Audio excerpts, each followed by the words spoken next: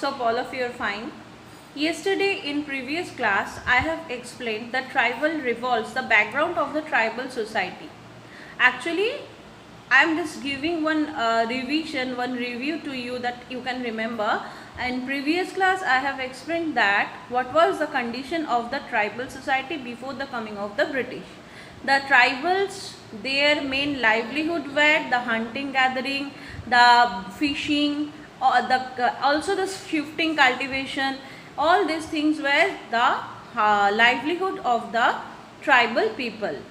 But when British entered in India, when British occupied the political as well as economic power of India, they started to enter in the arena of the tribal society. Tribal society means forest. Forest was the main heart of the tribal society, because it was the core area where the tribals lived. So British gradually started to enter in the forest and they totally occupied the forest. So what was the effect? Effect means the forest was the one of main source of income of the tribals, because they collect the honey, they collect the wood from the forests, and they lived also in those forests. But when British entered over there, they divided the forest into four parts that I have explained in previous class. Today I will explain you the another part of this chapter, where you can see how the British tortured the tribal people. So students, when British entered in the arena of the tribal society, the tribal rulers, that means the head, morals of the society, tribal society, gradually they lost their power. Now British is the head of their society. So it is very hard for the tribal people to accept the fact that one foreign ruler is ruling over them. So one antagonism started to gather among the tribal people.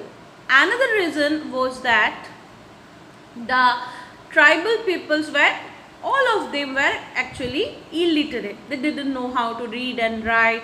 Only they knew their own language, but only verbal language. They didn't know how to read and write. So the British took that opportunity. They utilized that opportunity. They made some papers. The tribal people were not able to read all those papers. The tribal people were very needy. Still now they are also very needy. So they need money, and for that money they have to go to the British. So when the British give them money as the loan, the tribal people had to sign over a paper. Sign means fingerprint, and they didn't know at that time what is written over there. And like this way, the British people started to cheat the tribal people.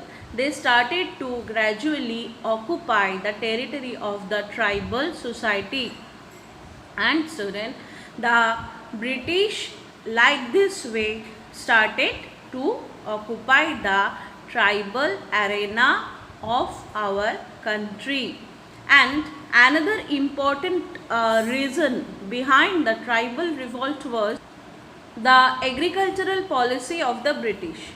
When British started their agricultural policy imposing over the tribal people got very low wages from the British, very poor wages, and also they had to do the agriculture by getting the money as loan from the British.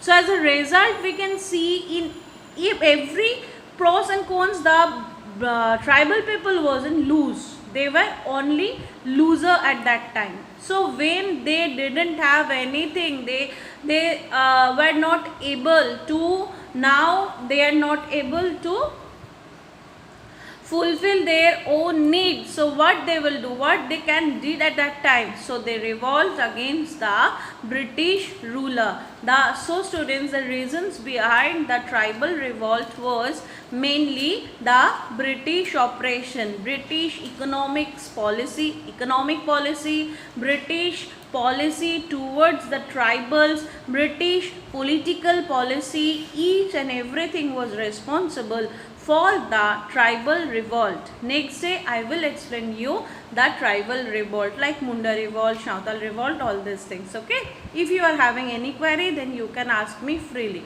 Till then, bye bye.